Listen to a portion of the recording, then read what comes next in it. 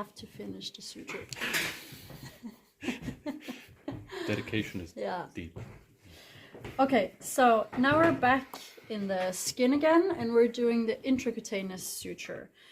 The plastic surgeons love this suture because it makes the scar look really nice, and we usually do it with a absorbable suture, so you don't really have to remove any sutures afterwards.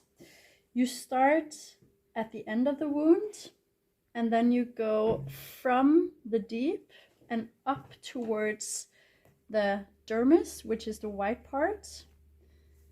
And then here you want to make an inverted knot in the deep. So you go the opposite way on the opposite side. You start from above in the dermis and go down in the yellow part. Pull it through. Oh, try not to get the string underneath like that.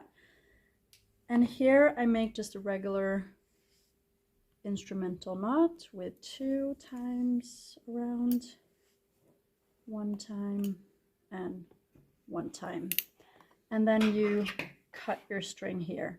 So I invert my knot here so that it disappears in the deep, okay?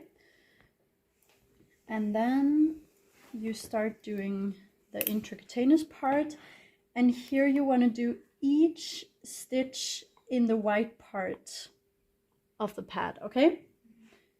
Which represent the dermis. So you start all the way at the end of the wound, and then approximately 5 millimeters along the white part, pull it up and through, and then your next stitch is supposed to be, so if you see where I come up on this side, I try to cross it over and see, okay, so on the other side, this will be around here, and then I start 1 millimeter behind from that. So I want to start approximately here. Again, well, keep it in the white part, pull it through,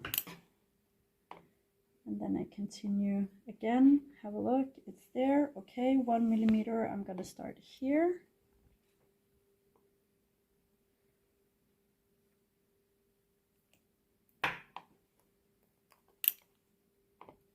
Pull it through. And you're not allowed to go down in the yellow part on this suture.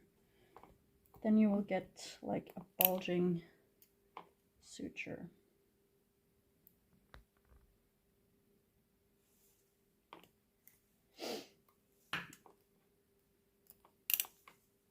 Okay, so you can see how the skin kind of like adapts without seeing any string.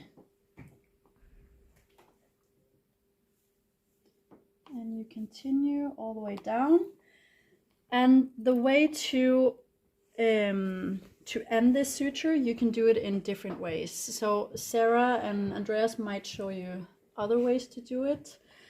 I usually make a knot here at the end. So I go 2 times around, 1 time around, and then you can go on the other side and through the skin to kind of like get the knot. Okay, so maybe we should cut this before I pull it through. So you cut the end and then you pull it through at the opposite side of the wound so that you kind of like, yeah, hide your knot. You can also go, you can make a knot in the deep again and then make your knot go through. You can make the Aberdeen, like the slip knot that you've done with the fascia closing, do a slip knot and then pull it through. I think Andreas usually goes 3 times back and then go through. So there's a lot of different ways doing it.